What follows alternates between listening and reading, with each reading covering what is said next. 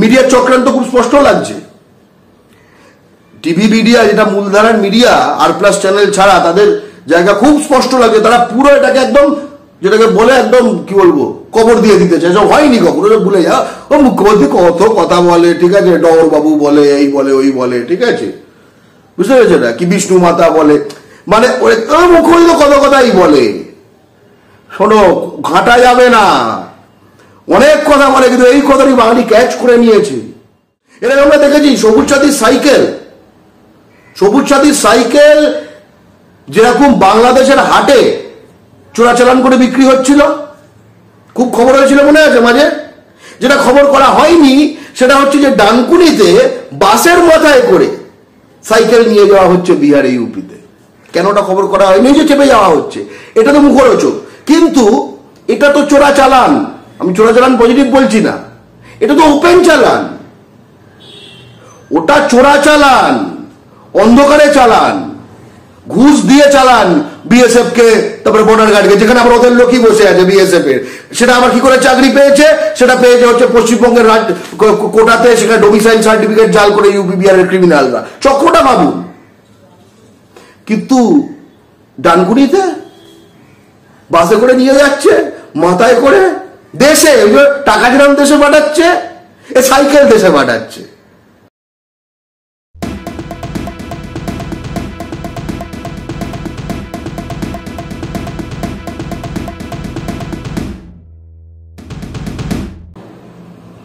এটা কি ডাব্লিউবিসিএস বাংলা বাধ্যতামূলকের মতো তো এক পায়ে কোনো দুপা পিছনো জুড়ে রাখা, সেটার কি স্ট্যাটাস এখনো বোঝা যাচ্ছে না? কাদের চাপে? কোন বাংলা ও বাঙালির শত্রুদের চাপে? এই যে প্রশ্নগুলো করছে মমতা বন্দ্যোপাধ্যায় বলেছেন, বহিরাগতদের টাকা নিয়ে বসিয়ে দেওয়া হচ্ছে, যারা বাংলার আইডেন্টিটি বদলে দিচ্ছে। বাংলাটা নিজস্ব আইডেন্টিটি আছে, এলাকায় বাংলা বলা লোক খুঁজে পাওয়া যাবে না, 4-5টা রাজ্যের বোঝা আমাদের বইতে হচ্ছে। ববি হাকিমের সামনে একটা মাইক ধরুন তো, জিতেন তেওয়ারির সামনে একটা মাইক ধরুন তো, শুভেন্দু অধিকারী, অর্থাৎ কি ডাব্লিউবিসিএস যারা বাংলা বাধ্যতামূলকের বিরোধিতা করেছিল, ঠিক সেই ব্যক্তিগুলোর মুখের সামনে এই বিষয়ে মাইক ধরুন, দেখবেন একই রকম আমতা আমতা আমতা আমতা। কিংবা শুভেন্দু অধিকারী, জিতেন তেওয়ারি বলবে একদম আমাদের এগেনস্টে বলছে, একদম এই কথাটাই চলে যাবে। জাভেদ খানের মুখের সামনে ধরুন, জিতেন তেওয়ারির মুখে, বিবেক গুপ্তার মুখের সামনে ধরুন। সায়রা শাহ হালিম জনপ্রতিনিধি হতে এসেছিল এই বাংলার মাটিতে। ভাবা যায় কতটা ধ্বংস প্রাপ্ত হয়ে গেলে আমাদের এই জনবিন্যাস, যে এই সাহসটা করতে পারে।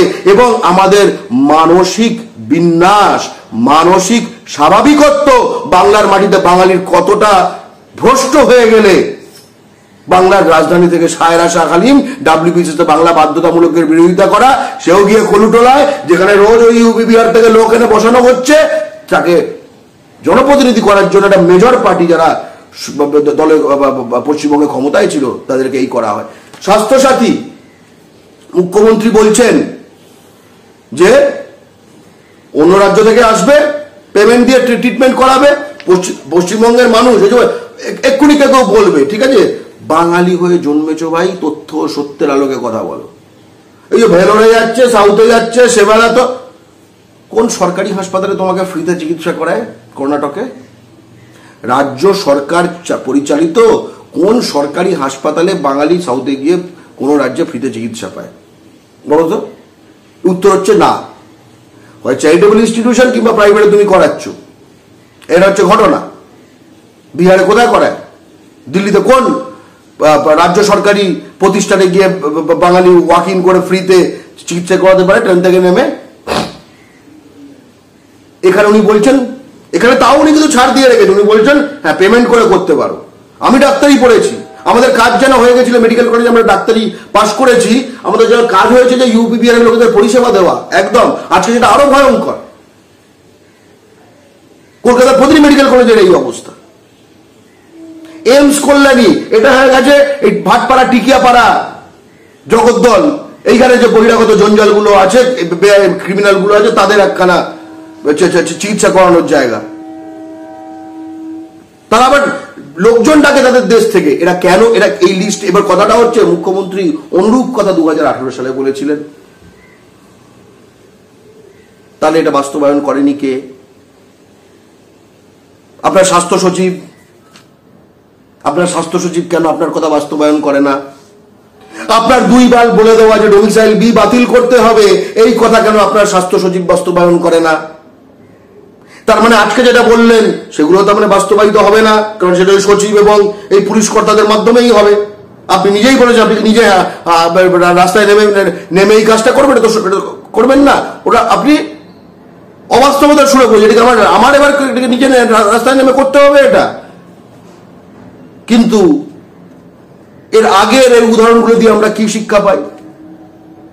লক্ষ্মীর ভান্ডারে হাজার হাজার টাকা, তার মানে কোটি কোটি টাকা, এদিকে বলছেন ডিএ এই মুহূর্তে পুরো দিতে পারছেন না রাজ্য সরকারি কর্মচারীদের, এই মুহূর্তে টাকা থাকলে আরো কিছু করা যেত অনেক, এগুলো আপনি বলছেন।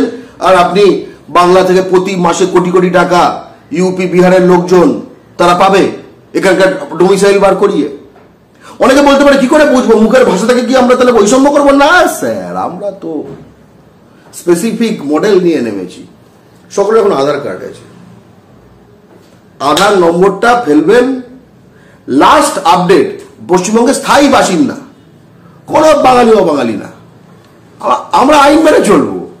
পশ্চিমবঙ্গের স্থায়ী বাসিন্দা গত 10 বছর টানা থাকলে পশ্চিমবঙ্গের স্থায়ী বাসিন্দা এইটা তুমি হওয়ার এলিজিবল। তাহলে গত 10 বছরের মধ্যে যদি at any point of time তোমার আধারের অ্যাড্রেস পশ্চিমবঙ্গের বাইরে থাকে, তাহলে তুমি গত 10 বছর স্থায়ীভাবে পশ্চিমবঙ্গে থাকোনি, রাইট? ধরা হবে, সিম্পল। দেখুন, বাংলা পক্ষ কিন্তু মুখ্যমন্ত্রীর এই স্টেটমেন্টের পর থেকেই দফায় দফায় মিটিং করে পুরো যে খসড়া সিস্টেমটা নিয়ে এবার আমরা পুলিশের কাছে যাবো এবং আমরা লোকেশনের ফটো নিয়ে যাবো, বুঝতে পারছেন?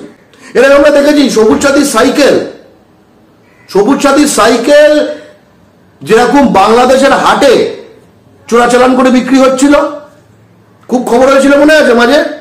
যেটা খবর করা হয়নি সেটা হচ্ছে যে ডানকুনিতে বাসের মাথায় করে সাইকেল নিয়ে যাওয়া হচ্ছে বিহারে, ইউপিতে। কেন ওটা খবর করা হয়নি? যে চেপে যাওয়া হচ্ছে, এটা তো মুখরোচক, কিন্তু এটা তো চোরাচালান। আমি চোরাচালান পজিটিভ বলছি না, এটা তো ওপেন চালান, ওটা চোরাচালান, অন্ধকারে চালান, ঘুষ দিয়ে চালান বিএসএফ কে, তারপরে বর্ডার গার্ডকে, যেখানে আবার ওদের লোকই বসে আছে বিএসএফ এর। সেটা আবার কি করে চাকরি পেয়েছে? সেটা পেয়েছে হচ্ছে পশ্চিমবঙ্গের কোটাতে, সেখানে ডোমিসাইল সার্টিফিকেট জাল করে ইউপি বিহারের ক্রিমিনালরা। চক্রটা ভাবুন। কিন্তু ডানকুনিতে বাসে করে নিয়ে যাচ্ছে, মাথায় করে, দেশে টাকা যেরকম দেশে পাঠাচ্ছে, এ সাইকেল দেশে পাঠাচ্ছে, তাই না? এবার কথা হচ্ছে এতগুলো লোক করে পাওয়ার জিনিস করা হলো কি করে, ঢুকলো কি করে? ওখানে যে অতগুলো ইন্ডাস্ট্রি তৈরি হয়েছে সেখানে বাঙালি ঢোকানো হচ্ছে না কেন? তোমার কি ব্রিটানিয়া নিয়ে প্রশ্ন রয়েছে? তাহলে আমি সেখানে আরো বিশদে বলবো সেটা, ঠিক আছে? তারপরে এই জিনিসগুলো যে করা হলো, ওখানে যে এতগুলো সাইকেল ওখানে ডাম্প করে দেওয়া হলো, তারা ওখানে জনবিন্যাস কিভাবে বদলে দিয়েছে? তারা ওখানে রাস্তায় বসে গেছে, সাঁতরাগাছি স্টেশনটা এখন দখল করার প্ল্যান করছে, সবকিছু। কলকাতা স্টেশনটা যেটা চিতপুর, এটা দখল করে নিয়েছে, শালিমার স্টেশন তোলাবাজি করছে। এগুলো যদি কেউ বিচ্ছিন্ন বিচ্ছিন্ন বিচ্ছিন্ন বিচ্ছিন্ন করে দেয়, সল্টলেক একটা লেক টাউন একটা, তা না। গতকাল রাতে যখন আমি লাইভ করলাম, যেটা একখানা মানে রাত 1টার সময় শত শত লোক দেখছিল, তুমি শুধু তার কমেন্ট সেকশনে দেখবে যে পাহাড় থেকে মোহনা, একদম মাল মেটলি জয়গাঁ ভুটান বর্ডারে, সেখান থেকে শুরু করে লোকে হলদিয়া অবধি বলছে কোথায় কোথায় কোথায় কোথায় সমস্যা, পুরোটা বলছে। আমি পুরোটা বলছি না, আমি তো বক্তব্যটা রাখছি, লোকে তাদের এই রেসপন্সে জানাচ্ছে দাদা এখানে দরকার, এখানে দরকার, এখানে দরকার, এখানে দরকার। এই অসহায়তাটা কোথাও একখানা মাননীয় মুখ্যমন্ত্রী কিন্তু এটা একটা বল দিলেন যে এই কথাগুলোকে, যে না, কিন্তু এটা তো হারিয়ে যাবে। মিডিয়ার চক্রান্ত খুব স্পষ্ট লাগছে। টিভি মিডিয়া, যেটা মূলধারার মিডিয়া, আর প্লাস চ্যানেল ছাড়া তাদের জায়গা খুব স্পষ্ট লাগছে। তারা পুরো এটাকে একদম, যেটাকে বলে একদম কি বলবো, কবর দিয়ে দিতে চায়। সব হয়নি কখনো, ভুলে যা, ও মুখ্যমন্ত্রী কত কথা বলে, ঠিক আছে, ডবর বাবু বলে, এই বলে, ওই বলে, ঠিক আছে, বুঝতে পেরেছে না? কি বিষ্ণু মাতা বলে, মানে মুখ্যমন্ত্রী কত কথাই বলে। শোনো, ঘাটা যাবে না, অনেক কথা বলে, কিন্তু এই কথাটি বাঙালি ক্যাচ করে নিয়েছে। আপনারা দেখছেন আওয়াজ, রোজকারের হক কথা। ফর মোর আপডেটস অ্যাবাউট আওয়াজ, please subscribe our YouTube channel.